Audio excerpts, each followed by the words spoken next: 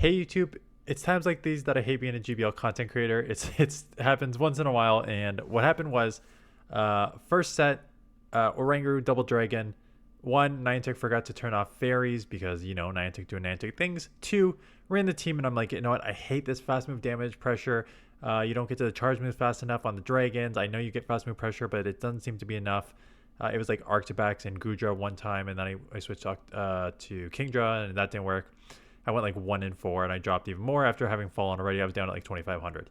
And like, you know what? This isn't working for me. I need to go back to what I know works for me. And what works for me is Pokemon that can spam quickly 10, at worst 12 or 14 sort of thing. So look through my list. I'm like, okay, feraligatr with Hydrokin, I know is good. I have seen Furret multiple times in this, and I know Dark is banned. Or supposed to be banned. So Sucker Punch is going to have more, especially if Fairy's banned. But again, they did not ban Fairies, but Sucker Punch is going to have more freedom with Dark and Fairy banned. So between that and Swift, it'll be very dangerous. And then Jumpluff, get some bulk, get some flyer coverage for Alligator. Spamming the Aerial Aces plus Acrobatics now come very quick at 14 and 12. And I went 10-0. I went 10-0 with this team. Jumped right back up to 2680. Heading into my team number 2 this afternoon. But this is why I hate it, because now, one, this is a team that I would run with for multiple days and not showcase to you if I didn't have to. And two, after this 10-0, I would immediately keep going, but I had to switch teams to try and get you a video for this afternoon because I'm doing 2 videos tonight. So I switched teams. You'll see that second video this afternoon. So again, very, very well with this team.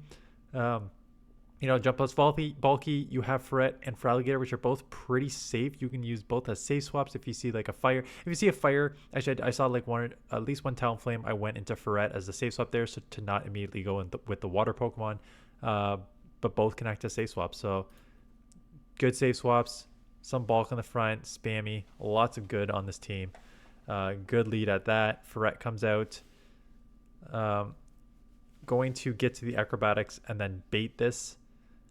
Worst case scenario, I let this go and it still probably chips to like 50%, but they do shield, and now I will just mirror match this, knowing that I can just shield up one back and keep switch.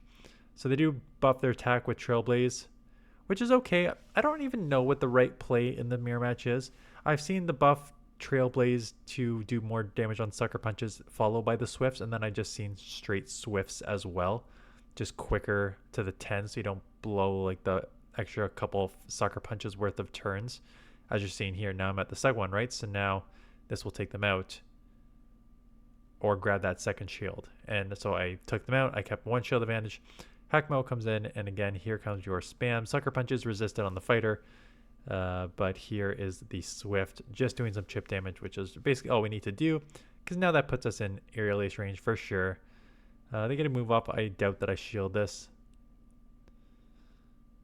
So here comes Dragon Claw. What's in the back? It is a Oranguru.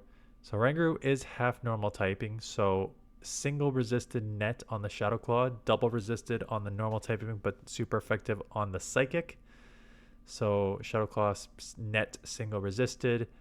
It is a Trailblaze, but I figured once I chipped to this range, it is just Aerial Ace range, and I know that the Hackmo is Aerial Ace range, so I can take this out, and they're not going to fast move me down before I get to the next move, because 5-4, 5-4. Gotta love it. So Fairy Wind super effective. Getting to the Aerial Ace, which is super effective because they are half fighting. So we'll take this out here for the win here. Sort of, maybe. One of my wins, I'm not even gonna lie, one of my wins was my opponent just, I had a good alignment, so I probably would have won anyways, but one of my opponents just like got the spinning ball of death and just froze out. Okay, Dragonair, Shadow Dragonair at that. Is this the triple dragon? I ran into a triple dragon team. This may be it. So they were over 50%, so I'm like, probably need acrobatics as Aerial Ace. Might not be enough to take this out. And they do shield, but then I'm like, okay, I just got to throw another move because I'm not going to get to another acrobatic, so I'll just chip this with Aerial Ace. If I remember, they do double shield. And I was like, okay, why are you double shielding? One of two things. You got a bulky Pokemon in the back, or you just want alignment. And you can see this game tried to screw me over in case you missed that. enough Dragon Breath to take me down like 20% before one Shadow Claw came through. And it is a Goodra, so here comes a super effective Shadow Ice Beam, but now seeing the second dragon, which means that this is definitely the triple dragon team. Altaria in the back here. So we'll just instant swap here. Very annoying that they got so much free damage there. And then this is where the difference between the Dragon Breath users versus the spammy Pokemon are going to come into play, right? They will get to a move here. I will shield. I'm being aware of a catch because I know the catch is kind of their win con here. And they didn't even try to catch. They just straight up tried to snipe me, which they get the move off, but Body Slam got nerfed. Furret's got a little bit of bulk. Get the farm down. Now I have 2 Swifts here, so I can go back to back to take this out for the win. See, again, not saying that like a triple dragon team or triple fast move damage team can't work. It's just not my style, and I never usually have good success with it. Jumpluff into Talonflame. So there's your terrible lead. Can't come for, I mean, I could come for Alligator, but I don't like that play to come for Alligator right away. I don't think it's smart. And I know that I could have, with the 1 turn lag coming in, I could have gone after 12 to make it 13, but I decided that just farming would be okay. And they don't have a great answer for Furret because they're coming in with a mirror match. So this is where I kind of realized if you don't have a bunch of Sucker Punch damage, it's going to take 3 Swifts. So all the Sucker Punch damage was on the Talonflame. So here comes the second Swift, but I've only got like 3 Sucker Punches off on this thing. So they don't have a lot of damage on them. I will just let this go. They do Trailblaze, not enough to take me out. Here comes a Swift. This will take out. And if they takes him out, great, I can align with Feraligatr. If not, I grab a shield. That's okay. Basically, I'm just going to commit to the farm down so that I have an Acrobatics coming out, because an Acrobatics will grab that shield from Talonflame. And then if they come in Talonflame, which I assume they will, maybe not though, but yep, there it is. And this Acrobatics will grab this shield or basically take this out. And then if they shield, I'll have, yeah, so they let it go. And then what's in the back? Ground Pig, and love it. The next super hard hitting Acrobatics at 12 here, which is insane. Grab that shield. Here comes the super effective Claws. Shield up a move. Get the Hydro off, and I think maybe I'll need like 1 more Claw after. So here comes the Hydro Cannon. Claws are super effective. Yeah, 1 more Claw to take out there. Gastrodon, a couple of Gastrodon. I remember having a couple Gastrodon leads, which is like fantastic. It's the best answer. They comes Talonflame, and now this is just a pacing and this is why I love Pokemon that can spam like this. I'm applying, again, having a water on a fire is fantastic, but being able to apply that shield pressure, and now I think I just outpace because I only needed 10, right? And it's gonna take 15 to the first one for them and then 10s after, so I should just be able to outpace in the every shield scenario, even with a little bit of extra energy on their end. So I will shield, and I'll get the 2 Claws off and take it out with the Hydro, unless they try and catch here. What do they try and do? Yeah, they try and catch, and I will bank that Hydro coming in here. Now I don't have Energy Ball, as you can see. Game's lagging a bit. I was riding on the bus. I was on the bus, but so I hit some like dead zones on my way home, so that could account for some of this lag that you're seeing here.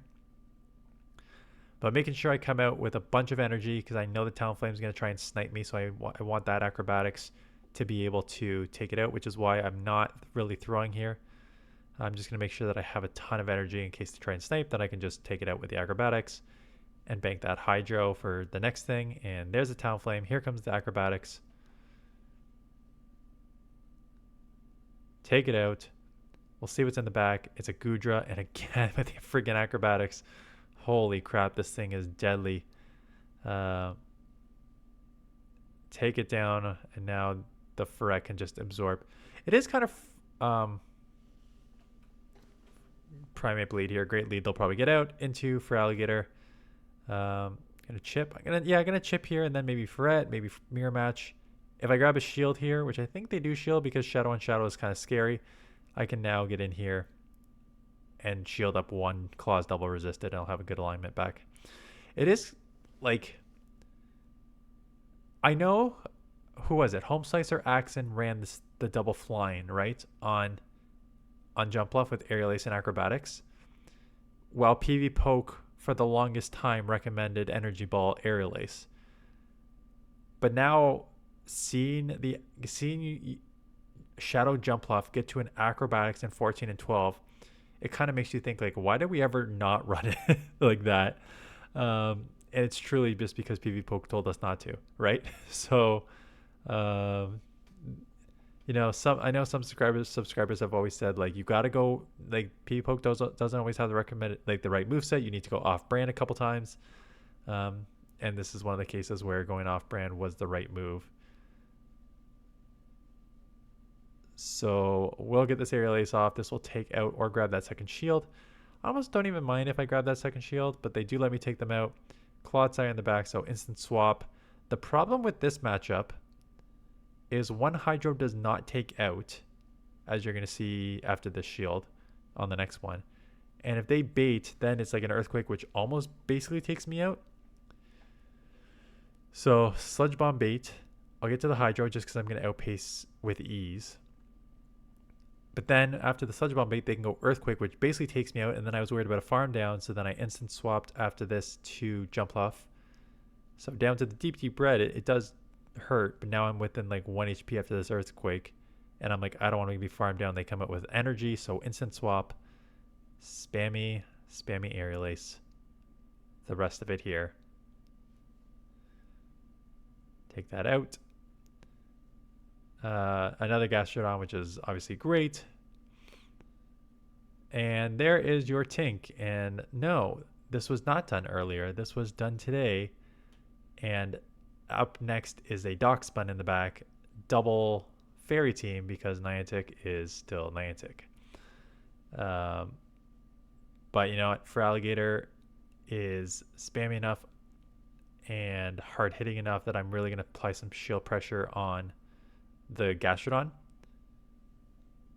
So this grabs the first shield, and they'll grab my second shield, but that's okay. Again, I have a Hydro coming out of this, which is going to put a lot of pressure on the Gastrodon here. So here comes the first Hydro.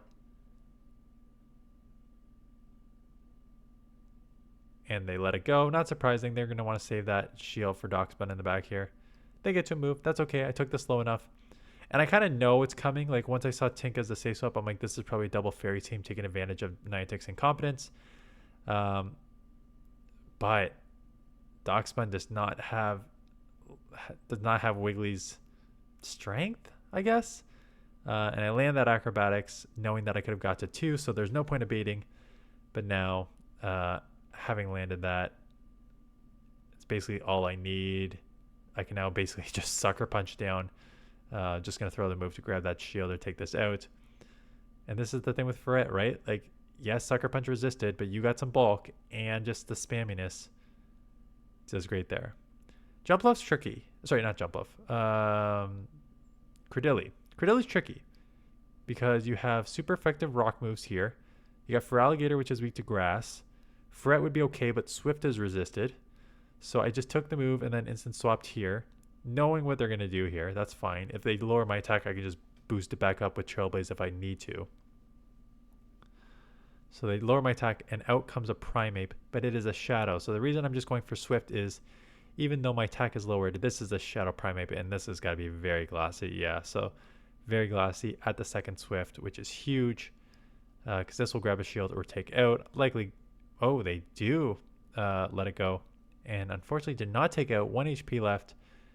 They're going to dump that close combat on me. That's okay. Get into this matchup. And now I need to start grabbing shield. It's not the worst to get in with the Feraligatr because they are half rocks, so they're neutral to Hydro Cannon, and they are weak to Ice Beam. And they do let it go. And so I'll get to the second move here, and we'll see if they want to commit that shield or not here. No, they let it go. They're going to double shield what's in the back. I instant swap because I'm like, oh, I'm just going to yeah, I don't know what's in the back. I just want to instant swap feraligatr just with energy is okay. They have a Galysopod, and now it is I'm one behind, and we have the same. I'm one behind, and we have the same like counts, 10. So they're gonna win. So I just grabbed 2 shields. So I will probably shield and just force both, knowing that I can probably outpace to the aerial ace here. So that this will. I have a second move. I lose CMP apparently. Galysopod wins CMP against feraligatr. I did not know that. Maybe that would have changed my thing. And then getting off that aerial ace. I did wait because I thought they had a Pokemon. I was wait in case they catch. And then this landed. I'm like, what do you mean I won? Oh yeah, they don't have another Pokemon. So that's fine. Oranguru. Yeah, again, play this out. Oranguru was not, like, it definitely was on some teams. Not as many as I would have expected given how strong it was in the past. Again, you can look at, there's Grumpigs now, there's Cladles now, and those are psychic Pokemon which would resist. There's Furret everywhere, so a Sucker Punch user is very deadly against it because it is a dark and they are psychic, so it puts them in a tricky. Oranguru is not as strong as it was in the previous iterations of this cup. They bait Rage Fist, which no, you can't bait it here. You either take me out, or I'm going to grab another shield here, and I do grab another shield. And now they're going to have to dump more energy here. Rage Fist will take me out here, but, I took them. I grabbed 2 shields. They're at 0 shields. I get denied, or the game just does not let me get my fast move through. They do Rage Fist. Oranguru comes back in. I know this thing is loaded, so I'm going to have to burn both shields right back here. So 1 Brutal Swing, shielded. Here comes a Trailblaze. I'll shield this. Knowing that they're dry now, I got to get a little energy, even though I got to take some of the confusions here. So this should take out. Hydro is just such a hard-hitting move. Goodbye, Oranguru. Primeape is pretty low. Oh, yeah, they come Prime. I don't know what they were doing here. They come Primeape and just let me get 4 Claws to take them out here, which now means I'm loaded with a Hydro for Crasola to come in. And Mish in the back here for one of my 5-0s, which is why I'm not showing her to show as my 5-0. I'm showing her because she's a content creator, and I've met her a few times. Someone I've met once in real life and a few times online is Homeslice Henry, and I'm doing my interview with him. I'm shooting Friday night here. Because what do you do on a Friday night? Well, when you have 2 young kids and a YouTube channel, two YouTube channels, you do videos. So Friday night we're shooting. If you have any questions for him, drop them in the link in the description. Sorry, not description. Jesus, in the comments below, or on my Discord. I asked. I've got some changes that I'm going to make for the Homeslice Henry one, just based on the Poke Daxi one. Poke Daxi one was too long. The battles, people wanted to see me battle him. So what I'm going to do is I'm going to scrap the battles with the intent of in the long run to do a more like content creator larger tournament like we had back in the day. So we're going to scrap the battles at the end, and we're going to shorten the interview. So we're going to chop off 15 minutes, 20 minutes of battles at the ending. We're going to chop off like maybe 20 minutes of interviews. So it'll be more of like a 40-minute video. It'll probably be, and again, Homeslice obviously is a GBL person. There'll definitely be some like content creation and talk and stuff, but I think most of it will be GBL focused given how into GBL we are. And while I was talking about all that, I actually played very, very well with my timing, able to get the 2 here and Hydro for the win, for the 5-0, for the 10-0. It wasn't a true 10-0. It wasn't like a 2 5-0s back to back. It was like I lost like one match. I lost one match, switched to this team, 1-4, 1-5, 1-1, and then stopped. So 10-0, and again, one of them you did not see because it was just my opponent. Again, I would have won. I had a good alignment, but they like lagged out. So yeah, that's the team. I would run with it. I'm probably gonna run with it later or some variation of this. Please don't use it. Just look at it, admire it, be like, wow, great team, Dan. I'm not gonna use this because I want you to use it later. Or maybe by the time I pick it up again after I do a bunch of different teams, it'll be new again after being because by the time I use this again, I'll probably have like 6 other teams, and all the other content creators will have like 6 or 7 teams. So there'll be enough teams out there that this team will be forgotten by the time I use it again. Anyways, that is it. Like I said, my other team this afternoon, and it's gonna be a lesson too. I'm so dumb. It'll be a lesson of having a game plan and sticking to it, because I did like just okay with the team, except when I didn't stick to my game plan, I lost pretty much every match, and when I stuck to my game plan, I won every match. And it was just like a stupid, like, why don't just play with it how you wanted to play with it the smart way? Like, what are you doing? Anyways, I'll explain that this afternoon. Anyways, that's it. Thanks for watching. See you guys in the next one.